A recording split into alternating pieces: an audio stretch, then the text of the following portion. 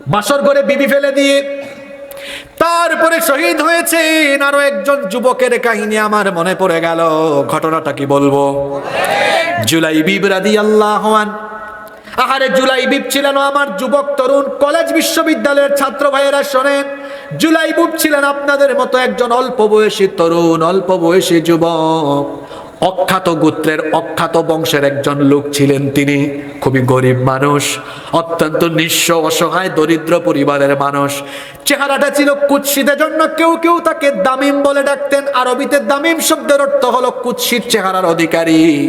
তার চেহারাটা ছিল কুৎসিত, চামড়া ছিল কুচকুচে কালো, ছিলেন অত্যন্ত বেটে প্রকৃতির কুচকুচে কালো অখ্যাত এই বংশের লোক।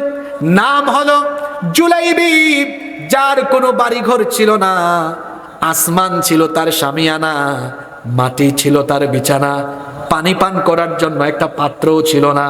হাদিসে এসেছে 2 হাতের অঞ্জলি ভরে তিনি কুয়া থেকে বা নল থেকে তিনি পানি পান করতেন। কেউ কোনো খাবার খেয়ে উচ্ছিষ্ট ফেলে দিলে সেটুকু তিনি খেয়ে জীবন ধারণ করতেন।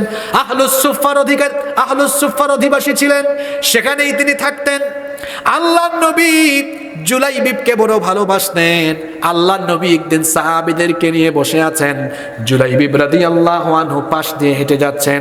নবীজি সাহাবীদেরকে বললেন, এই যে হেঁটে যায় তাকে কি তোমরা চিনো নাকি? অখ্যাত বংশের হওয়ায়, গরিব কুৎসিত কালো মানুষ হওয়ায়, আর তিনি কারো সাথে তেমন একটা মিশতেন না, এই জন্য সাহাবীরাও বললেন না, তাকে আমি চিনি না। দেখেন দিন কায়েমের নেতৃত্বের গুণাবলী কেমন থাকা দরকার। একেবারে ছোট্ট পর্যায়ের একজন কর্মীর খুঁজো রাখতে হয়, যেটা আদর্শ ছিল মুহাম্মদ সাল্লাল্লাহু আলাইহি ওয়াসাল্লামের। নবীজি বললেন, তোমরা তাকে না চিনলেও কি হবে, তাকে আমি চিনিয়ে হচ্ছে আমার প্রিয় সাহাবী জুলাইবিব। আল্লাহু আকবার। নবীজি জুলাইবিবকে ডাকলেন, ডেকে বললেন, কি ব্যাপার জুলাইবিব, তুমি তো এখনো অবিবাহিত, তুমি কি বিয়ে করবে না? জুলাইবিব তখন বললেন, ইয়া রাসূলুল্লাহ, আমরা সবাই বলি সাল্লাল্লাহু আলাইহি ওয়াসাল্লাম, কে আমাকে বিয়ে করবে? কোন অভিভাবক তার মেয়েকে আমার কাছে বিয়ে দিবে? দেখেন না কুচকুচে কালো চামড়া, কুৎসিত চেহারা, বেটে মানুষ। আমার তো ভালো কোনো পোশাক আশাক নাই, আর আমার তো ঘর বাড়িও নাই, এমন লোকের কাছে কে তার মেয়েকে বিয়ে দিবে? নবীজি দ্বিতীয় দিন প্রশ্ন করলেন, একই কথা জুলাইবিব জবাব দিলেন। তৃতীয় দিন নবীজি প্রশ্ন করলেন, জুলাইবিব একই রকমের উত্তর দিলেন। এবার নবীজি সেদিন জুলাইবিবকে বললেন, জুলাইবিব, তুমি আমার অমুক আনসারী সাহাবীর বাড়িতে যাও, অমুক আনসারী সাহাবীর একটা কন্যা আছে, মেয়ে আছে, তুমি সেই বাড়িতে গিয়ে বলো, আল্লাহর হাবিব এই বাড়িতে আমাকে পাঠিয়েছেন, নবীজি পয়গাম দিয়েছেন, প্রস্তাব দিয়েছেন আপনাদের মেয়েকে আমার সঙ্গে বিবাহ দিতে। সুবহানাল্লাহ পড়বেন না? জুলাইবিব এবার চলে গেলেন সেই আনসারী সাহাবীর বাড়িতে। খুব খেয়াল দিয়ে ঘটনাটা শোনেন। ওই আনসারী সাহাবী ছিলেন মদিনার একজন ধনাঢ্য ব্যক্তি, তাদের কন্যাও ছিল, তাদের মেয়েটাও ছিল অত্যন্ত সুন্দরী। তিনি গিয়ে দরজায় নক করলেন। দরজায় যখন নক করলেন, ওই আনসারী সাহাবী দরজাটা খুলে দিলেন। বললেন, মান আনতা, আপনি কে? জুলাইবিব বললেন, আনা জুলাইবিব, আমি হলাম জুলাইবিব। বললেন, কেন এসেছেন, কার কাছে এসেছেন? বললেন, আপনার কাছে এসেছি, পাঠিয়েছেন মুহাম্মাদুর রাসূলুল্লাহ সাল্লাল্লাহু আলাইহি ওয়াসাল্লাম। রাসূলের নাম শোনা মাত্রই আনসারী সাহাবী তাকে সঙ্গে সঙ্গে ঘরের ভেতরে ঢুকালেন, সম্মানজনক সুন্দর আচরণ করলেন। তারপরে বললেন, রাসূল কেন পাঠিয়েছেন? জুলাইবিব তখন বললেন, আল্লাহর রাসূল আপনার মেয়ের জন্য প্রস্তাব দিয়েছেন। তখন ওই আনসারী সাহাবী বললেন, আল্লাহর রাসূল যদি আমার মেয়েকে বিয়ে করতে চান, আমি প্রস্তুত আছি, রাজি আছি। জুলাইবিব বললেন, না, আল্লাহর রাসূল বিবাহের প্রস্তাব পাঠান নাই, তিনি নিজের জন্য বিয়ের প্রস্তাব পাঠান নাই, পাঠিয়েছেন আমার জন্য। ওই জুলাইবিবের কথা শুনে এবার আনসারী সাহাবী বললেন, কি বলবেন, রাসূল তো পাঠিয়েছেন, কি বলবেন বুঝতে পারছেন না। বললেন, একটু দাঁড়ান, আমার স্ত্রীর সাথে পরামর্শ করি। ভেতরে চলে গেলেন। দেখবেন বিয়ে শাদীর পরামর্শ আসলে, প্রস্তাব আসলে পরে পুরুষের চাইতে নারীরা ঘাটাঘাটি করে বেশি। আপনাদের রাজশাহীতে মনে হয় একটু কম করে। রাজশাহীর নারীরা এর জন্য ভালো, ভালো না অনেক, আলহামদুলিল্লাহ। তিনি ঘরের ভেতরে গেলেন, স্ত্রীর সাথে যখন পরামর্শ করলেন, স্ত্রী তখন বললেন, ওয়াল্লাহি, আল্লাহর কসম, এই কুৎসিত কালো চেহারার অধিকারী আর গায়ের মধ্যে দেখো কেমন ময়লা, ধুলো মলিন বদনে এসেছে, তার কোনো সম্পদ নাই, এই ছেলের কাছে আমার মেয়েকে বিয়ে দিব না। স্বামী স্ত্রী অর্থাৎ মা বাবার কথাবার্তাগুলো ভেতর থেকে মেয়ে শুনে ফেলেছে। মেয়ে তখন বললেন, হে আমার পিতা, হে আমার মাতা, এত বড় দুঃসাহস, এত বড় স্পর্ধা কি করে হলো? আল্লাহর রাসূলের প্রস্তাব ফিরায় দিচ্ছেন। সুবহানাল্লাহ পড়বেন না? এত বড় দুঃসাহস কি করে হলো? আল্লাহর নবীর প্রস্তাব ফিরিয়ে দিচ্ছেন। আমি আল্লাহর রাসূলের প্রস্তাব ফিরিয়ে দিতে পারবো না, ডিনাই করতে পারবো না।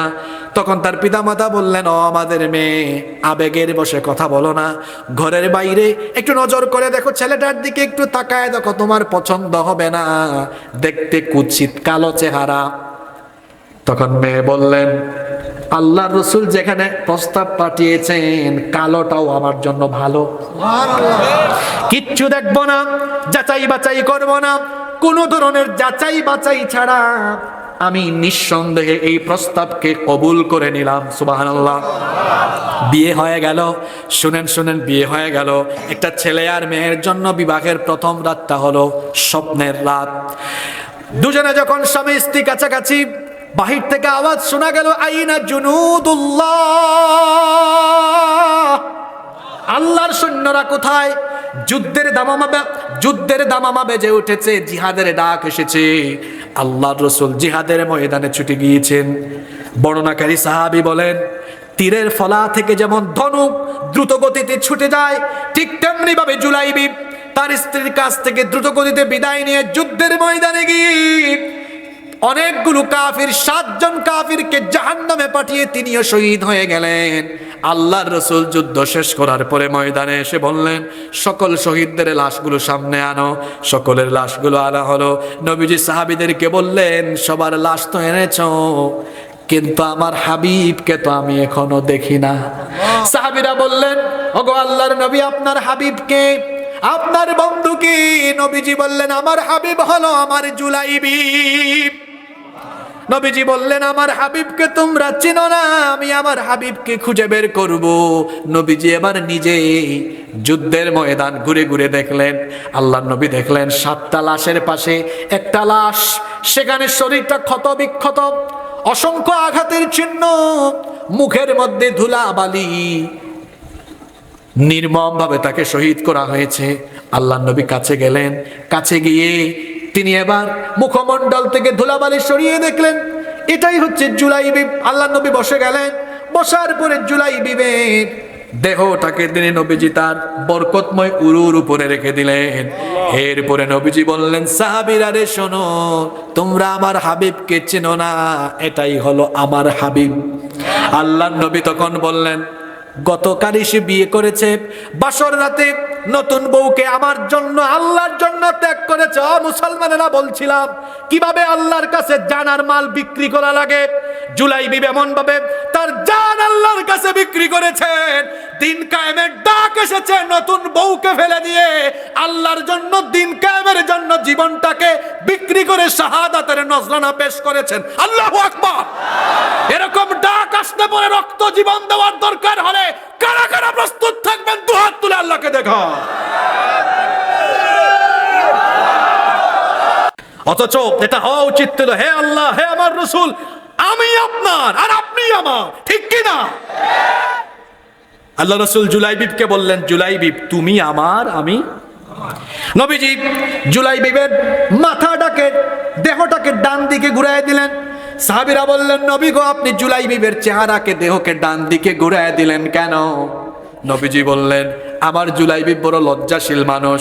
আমার জুলাইবিবের শাহাদাতে আল্লাহ এত খুশি হয়েছেন, সে শহীদ হওয়ার সঙ্গে সঙ্গে জান্নাতি হুরেরা তাকে রিসিভ করার জন্য অভ্যর্থনা জানাতে এগিয়ে আসছে।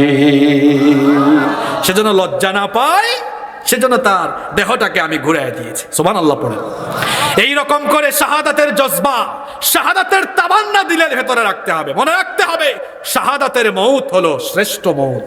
এজন্য দেখবেন যারা আল্লাহর কথা বলে, রাসূলের কথা বলে, দ্বীনের কথা বলে, দ্বীন কায়েমের জন্য তাদের জীবন যখন চলে যায়, খারাপ লাগে না, হাসতে হাসতে ভি চিহ্ন দেখিয়ে জীবনটাকে আল্লাহর রাহে বিলীন করে দিয়ে যায়। কেন দিয়ে যায় আপনি এটা বুঝেন না? কারণ শহীদেরা পৃথিবীতে থাকতেই জান্নাতের গন্ধ, জান্নাতের গন্ধ নাকে পেয়ে যায়। সুবহানাল্লাহ। এজন্য শাহাদাতের তামান্না দিলের মধ্যে রাখবেন। নবীজি বলেছেন, মান সাআলাল্লাহু শাহাদাতা বিসিদকিন বাল্লাগাহুল্লাহু মানাজিলাশ শুহাদাই ওয়া ইম্মা তাআলা ফিরাশি। যে ব্যক্তি অন্তরের মধ্যে শাহাদাতের তামান্না, শাহাদাতের কামনা বাসনা রাখবে, সে যদি শহীদ না হয় বিছানায় মারা যায়, শাহাদাতের তামান্না থাকার কারণে আল্লাহ তাকে শহীদি মর্যাদা দান করে দিবেন। মরতেই হবে যখন শহীদি মরণ দিও আমাকে, মরতেই হবে যখন শহীদি মরণ দিও আমাকে।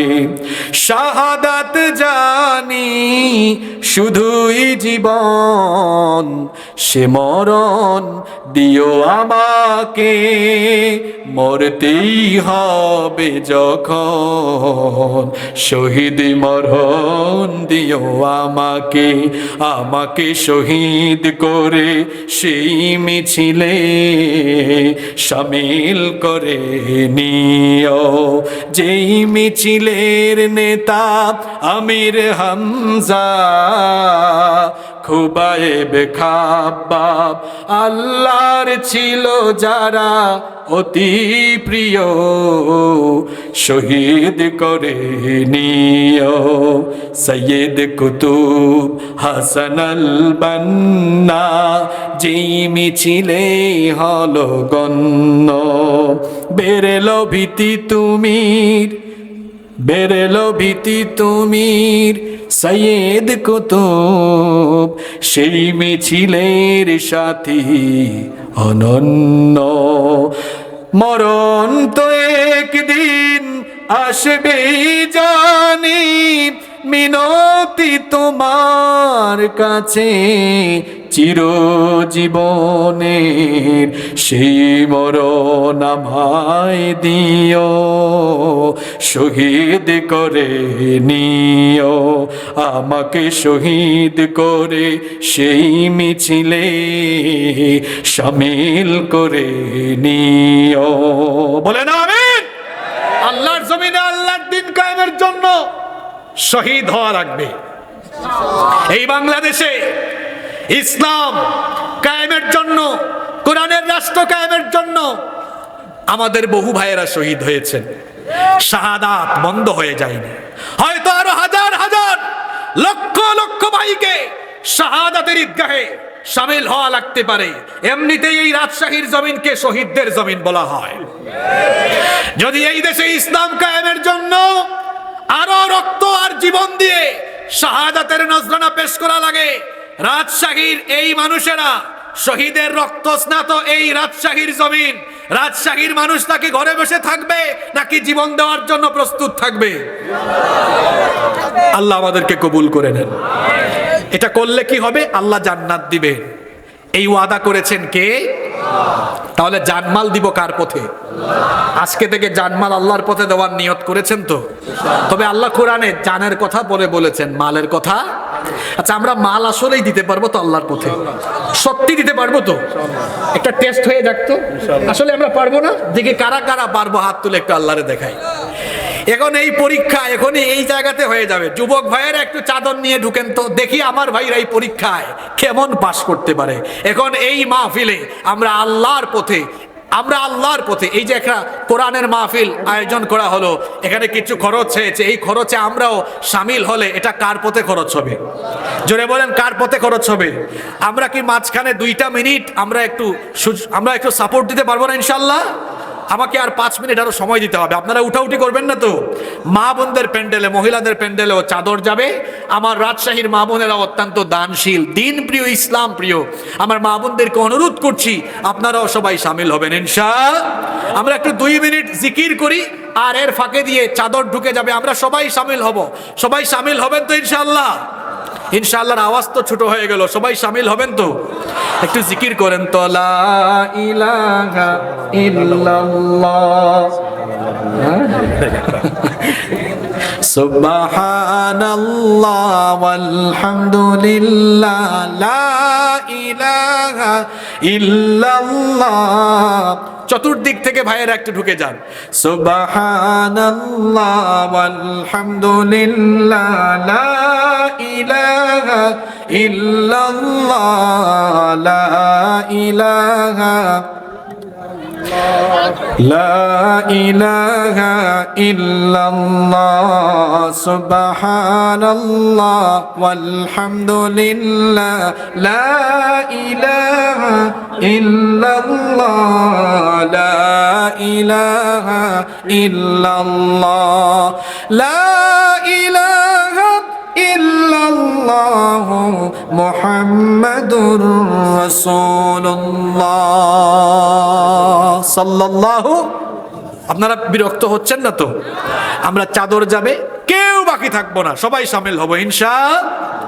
তাহলে আল্লাহ বলছেন ইন্নাল্লাহা আশতারা মিনাল মুমিনিনা আনফুসাহুম ওয়া আমওয়ালাহুম বিআন্না লাহুমুল জান্নাহ। নিশ্চয়ই আল্লাহ তাআলা মুমিনদের জান মাল জান্নাতের বিনিময়ে খরিদ করে নিয়েছেন। আর সেই সকল মুমিন হলো তারা ইউকাতিলুনা ফি সাবিলিল্লাহি ফায়াকতুলুনা ওয়া ইউকতালুন। তারা আল্লাহর পথে লড়াই করে এই পথে মারে এবং এই পথে মরে। আল্লাহ যে তাদেরকে জান্নাত দিবেন এই ওয়াদাটুকু আল্লাহ কিভাবে করলেন শোনেন। আল্লাহ তাআলা বললেন ওয়াদান আলাইহি হাক্কান ফিত তাওরাতি ওয়াল ইনজিলি ওয়াল কুরআন। এই ওয়াদা আল্লাহ ইতিপূর্বে তাওরাত, ইনজিল এবং এখন কোরআনেও করেছেন। এরপরে আল্লাহ বলছেন ওয়ামান আউফা বিআহদিহি মিনাল্লাহ। আল্লাহর চাইতে নিজ ওয়াদা পূরণে আর কে অধিক হতে পারে, অর্থাৎ কে অধিক সত্যবাদী হতে পারে? আল্লাহ তাআলা বলছেন আল্লাহ যে ওয়াদা করেছেন ইন্না ওয়াদাকুম ওয়াদাল হক, তোমাদের সাথে আল্লাহর করা ওয়াদা হলো মহা সত্য। ফাস্তাবশিরু বিবাইকুমুল্লাযী বায়াতুম বিহ। অতএব আল্লাহর সাথে, আল্লাহর কাছে জানমাল বিক্রি করার যে সওদা, যে ওয়াদা তোমরা করেছো, এজন্য তোমরা সবাই সুসংবাদ গ্রহণ করো। তোমাদের জন্য সুসংবাদ, আল্লাহ তোমাদের সাথে এই ওয়াদা পূরণ করবেন, আর এটা হলো তোমাদের জন্য ওয়াযালিকা হুয়াল ফাওজুল আযীম, আর এটা হলো তোমাদের জন্য মহা সাফল্য। পরিবেশটা কি আমরা আর 5 মিনিট একটু সুন্দর রাখতে পারবো না? পারবো তো ইনশাআল্লাহ? ইনশাআল্লাহ। এখানে শেষ কথাগুলো শুনেন, শেষ ভালো যার সব ভালো। ওয়াযালিকা হুয়াল ফাওজুল আযীম। আমি কমিটিকে আজকে অনুরোধ করে যাব যে এভাবে চাদর না পাঠিয়ে আপনারা সুন্দর একটি সিস্টেম রাখতে পারেন। আপনারা কিছু দূর পর পর, আপনারা এলাকায় কি বলেন এটাকে, ড্রাম বলেন নাকি? ড্রাম। পাবনার চাটমোহরে আল্লামা দেলোয়ার হোসেন সাঈদী সাহেব সেই মাহফিল চালু করেছিলেন। আমি গত 5 বছর ধরে সেখানে যাই, পাবনার চাটমোহরে। কোনো কালেকশনের কথা বলা হয় না, ওই সাঈদী সাহেব চালু করে গিয়েছিলেন। ড্রামগুলো ফাঁকে ফাঁকে রাখা, ওই বলা হয় যারা আসছেন ভাড়ার পয়সা ব্যতীত সব দিয়ে যায়েন। তো চাটমোহরে দেখা যায় প্রতি বছর লক্ষ লক্ষ টাকা সেখানে থাকে, আয়োজনের সব টাকা উঠে যায়। আলহামদুলিল্লাহ, আমরা বিশ্বাস করি এই তালন্দ বা তানোরেও এই সিস্টেম চালু করে দিলে ইনশাআল্লাহ মাহফিলের সব আয়োজনের খরচ আমরা এই কোরআন প্রিয় মানুষ ওই ড্রামের ভেতরে দিয়ে দিব ইনশাআল্লাহ। তখন উঠাউঠিটাও থাকবে না, আর আলোচনার মাঝখান দিয়ে এভাবে চাদর নিয়ে ঢুকলে পরিবেশে সুন্দর থাকে না, যিনি কথা বলেন তার কনসেন্ট্রেশনও আর থাকে না। আমরা এই পরামর্শগুলোকে সামনে থেকে কাজে লাগাবো ইনশাআল্লাহ। দেখেন আল্লাহ এটাকে বলেছেন যালিকা হুয়াল ফাওজুল আযীম, এটা হলো মহা সফলতা। এমন শব্দ আল্লাহ দিয়েছেন আযীম। আযীম এটা আল্লাহর গুণবাচক নাম। এটা কার নাম? আল্লাহ তাআলা নবীর চরিত্র বর্ণনায় এই আযীম শব্দ দিয়েছেন, আবার কোরআনের বেলায় আল্লাহ এই আযীম শব্দ ব্যবহার করেছেন। যেমন কোরআনের ক্ষেত্রে আল্লাহ বলছেন ওয়ালাকাদ আতাইনাকা সাবআম মিনাল মাসানি ওয়াল কুরআনাল আযীম। ও নবী, অবশ্যই আমি আপনাকে নিত্য পাঠনীয় সপ্তবাক্য এবং কোরআনে আযীম দিয়েছি। আল্লাহ এই কিতাবকে আযীম কিতাব বলেছেন। আবার নবীজির চরিত্রের ব্যাপারে আল্লাহ বলেছেন ওয়া ইন্নাযীম। আপনি নৈতিকতার দিক থেকে এক পুত মহান আদর্শের উপরে প্রতিষ্ঠিত। আরবিতে আযীম শব্দের অর্থ হলো যার উপরে আর কিছু নাই, অর্থাৎ নবী এমন চরিত্র দিয়েছে যেই চারিত্রিক মাধুর্যতা বা সৌন্দর্যের উপরে আর কিছু দুনিয়াতে নাই। সুবহানাল্লাহ। এই একই কথা আল্লাহ এবার আমার আপনার ব্যাপারে, আমাদের ব্যবসা সম্পর্কে বলেছেন, এই ব্যবসা যদি করতে পারো যালিকা হুয়াল ফাউজুল আযীম, এটা হচ্ছে সবচেয়ে বড় সফলতা, এর উপরে আর কোনো সফলতা নাই। সুবহানাল্লাহ কি বাড়িতে গিয়ে বলবেন নাকি? তাহলে প্রকৃত ঈমানদারের পরিচয় এই আয়াত থেকে আমরা পেলাম, যারা সত্যিকার অর্থে তাদের জান মাল আল্লাহর কাছে বিক্রি করে দিয়েছে। আমরা কি আমাদের জান মাল আল্লাহর কাছে বিক্রি করতে রাজি আছি? তাহলে আমাদের এই জান, এই শক্তি এখন থেকে তাগুতের পথে খরচ হবে নাকি কোরআনের পথে ব্যবহার হবে? কোরআন আর কোরআনের আন্দোলনের পথে ইনশাআল্লাহ। আর মাল সেটাও ফি সাবিলিল্লাহ, কার পথে? এটা যদি করি পরিণতি কি, ফলাফল কি? আল্লাহ বলেছেন বিআন্না লাহুমুল জান্নাহ, তাদের জন্য আমি আল্লাহ জান্নাত রেখে দিয়েছি। রাখা হবে না রেখে দিয়েছি। দুখানে দু জায়গায় আল্লাহ অতীতের শব্দ ব্যবহার করেছেন। কিনে নিয়েছেন জান্নাত দিয়ে, কিনে নিয়েছেন জান্নাত দিয়ে দিয়েছেন। কাদেরকে আল্লাহ দিয়েছেন? যারা জানমাল আল্লাহর কাছে দিয়েছে। শেষ কথা বলে যায়, যারা আল্লাহর রাহে জান বিলীন করে দিয়েছে তারা কাউকে ভয় পায় না। গত 15 বছর আমরা যখন সত্য কথাগুলো বলতাম বা দিন কায়েমের আন্দোলনের ভাইরা যখন সাহসী ভূমিকা রাখতো, বলা হতো আপনাদেরকে কোনো ভয় নাই। আল্লাহকে যারা ভয় করে দুনিয়ার কাউকে তারা ভয় করে, কারণ তারা তো তাদের জান বিক্রি করে দিয়েছে কার কাছে? আমার জাতীয় কবি বলেছেন, উহারা চাহুক। উহারা কারা? উহারা হলো যারা আল্লাহর কাছে নিজেকে সুপুর্দ করতে পারেনি। কবি বলছেন, উহারা চাহুক দাসের জীবন, আমরা শহীদি দরজা চাই, নিত্য মৃত্যু ভিতরা, মোরা মৃত্যু কোথায় খুঁজে বেড়াই। আবু সাঈদের কথা মনে আছে? রংপুরে মৃত্যুকে ভয় করেছে, সিনা টান করে দাঁড়িয়েছে। আবু সাঈদ তাকে শহীদ করার 2-3 দিন পরেই আমি বক্তৃতা করেছিলাম। সেই বক্তৃতার পরে বহু হুমকি ধামকি দেওয়া হয়েছে। আপনারা হয়তো সেই বক্তৃতা অনেকে ফেসবুক ইউটিউবে শুনেছেন। আমি বলেছিলাম, প্রশাসনের ভাইয়েরা যারা গুলি করেন, বলেছিলাম আপনাদের গায়ের ইউনিফর্ম এটা এই দেশের জনগণের। আবু সাঈদের বাপ চাচা ট্যাক্সের পয়সায় এই ইউনিফর্ম। আবু সাঈদের বাপ চাচার এদেশের মানুষের ট্যাক্সের পয়সায় বেতন হয়, রেশন হয়। এদেশের মানুষের ট্যাক্সের পয়সায় আপনাদের বন্দুক কেনা হয়, পিস্তল কেনা হয়, গুলি কেনা হয়। আমাদের ট্যাক্সের পয়সায় কেনা গুলি আমাদের বুকের উপরে চালালে বরদাস্ত করবে না এদেশের মানুষ। বলেছিলাম যদি এটা বন্ধ না করেন মানুষ আপনাদের বিরুদ্ধে রাস্তায় নামতে বাধ্য হবে, আপনাদেরকে পালাতে বাধ্য করবে। যে বক্তব্য রেখেছিলাম আল্লাহর রহমতে সেটা বাস্তবে পরিগণিত হয়েছে। আমাদেরকে বলা হয়েছিল, বহু হুমকি দেওয়া হয়েছে, ক্রস ফায়ার করা হবে, মেরে ফেলা হবে। আমরা জবাবে বলেছিলাম, আমরা আল্লাহর পথে, কোরআনের পথে, ন্যায়ের পথে, জুলুমের বিরুদ্ধে সত্য কথা বলতে গিয়ে জালিম যদি আমাদেরকে মেরেও ফেলে আমাদের কণ্ঠরোধ করতে পারবে না ইনশাআল্লাহ। কারণ আমরা আমাদের জান বিক্রি করে দিয়েছি কার কাছে? কারণ কোনো ভয় আছে? আমরা বাঁচলেও ভালো, মরলেও ভালো। আল্লাহ বলেছেন লা খাউফুন আলাইহিম ওয়ালা হুম ইয়াহজানুন। এমন জীবন আমরা গঠন করব। এমন জীবন তুমি করিও গঠন, মরিলে হাসিবে তুমি কাঁদিবে।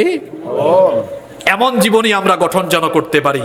আমরা যেন আমাদের জান এবং মালকে আল্লাহর পথে বিলীন করে দিয়ে প্রকৃত মুমিন হয়ে আমরা আল্লাহর কাছে ফিরে যেতে পারি। আল্লাহ আমাদের সবাইকে কবুল করে নেন। কেউ দাঁড়াবো না, আমরা মুনাজাতের মাধ্যমে উঠবো। মাহফিল কমিটির কোনো কথা থাকলে, বক্তব্য থাকলে আমরা সভাপতি সাহেবের শুনবো।